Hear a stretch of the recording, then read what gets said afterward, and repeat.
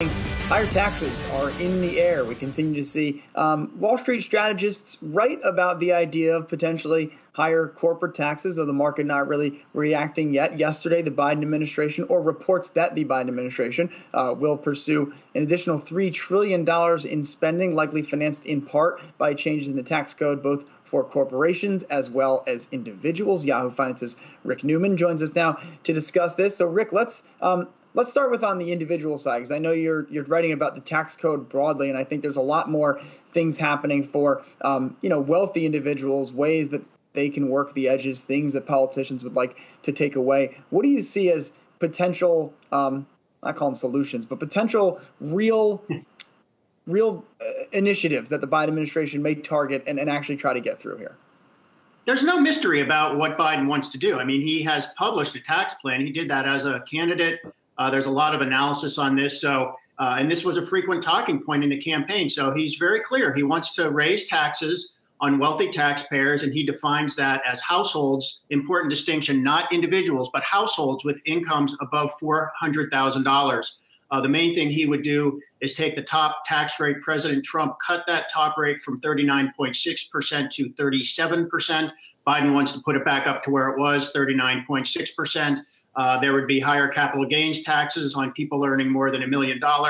Estate taxes would go up, and all of those types of things. And then, of course, on the business side, he wants to raise the corporate rate from 21% up to 28%, which you've written about recently in your newsletter. So that's what Biden wants to do, and congressional Democrats are behind him. I think the question is, what would Congress actually be able to do, given that Democrats have such slim margins, and it's probably not everything Biden would ask for.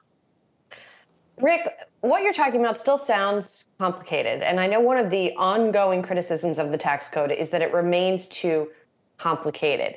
You know, I've been seeing some chatter recently that part of that is because of lobbying on the part of the tax preparation companies, both software and live.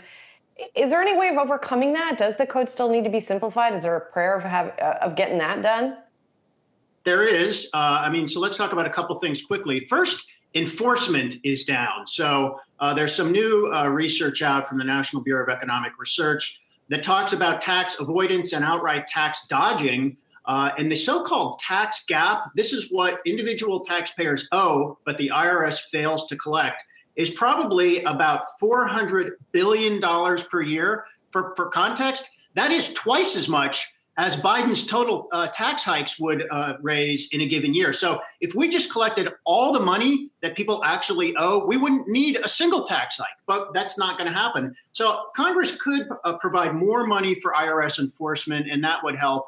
And then, I think things we're going to see are the elimination or reduction of certain corporate tax breaks, for example. There are a lot of tax breaks that let companies like Amazon, this has been in the news, get their tax bill down to very close to zero, even when they're very profitable in a given year. You could reduce or eliminate some of those taxes. The thing is, those taxes are there for a reason. Those taxes are there to, for example, promote investment and create incentives for companies to invest in factories or equipment or hiring.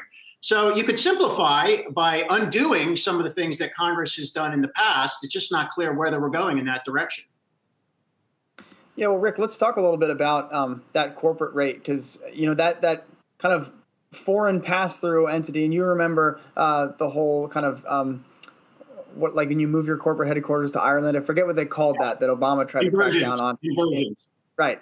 Exactly. In 2014. And so I'm just curious on the corporate side, does it feel to you like there's maybe a little bit more juice from the Biden camp to really talk about the highest earning Americans, the wealthiest Americans on the individual side more than the corporate side? I mean, Goldman thinks we're going to maybe split the difference on corporate taxes, 21 to 24% instead of all the way to 28. That's really not a huge impact on corporate earnings. It would seem that there might be some impulses in the administration to keep things a little friendlier to corporations and a lot less friendlier to individuals.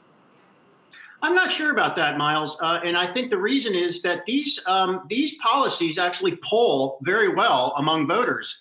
It's like 65% of voters favor raising taxes on the wealthy. A similar portion favors raising the corporate tax. And one of the reasons for this is when the Trump tax cuts from back in 2017, let's remind everybody, the corporate rate used to be 35%, and Trump cut it to 21%. After that law went into effect, polls were very clear. Americans thought that law favored businesses and the wealthy too much and just didn't do enough for the middle class. So Biden ran on that. He was not shy about saying, "I'm going to raise your taxes." He told that to wealthy donors. He said that at more than one of his subdued rallies when he was campaigning. So I think it's very clear they're going to go after both, and I think Congress is on board with that as well. Well, it is interesting. You look at the stimulus package that has been passed. That was wildly popular, and it's rare when politicians pursue legislation that is wildly popular. That's not really how lawmaking has gotten done here over the last 10 or 15 years. All right, we'll track these changes as they come in. Yahoo Finance's Rick Newman, thanks for stopping.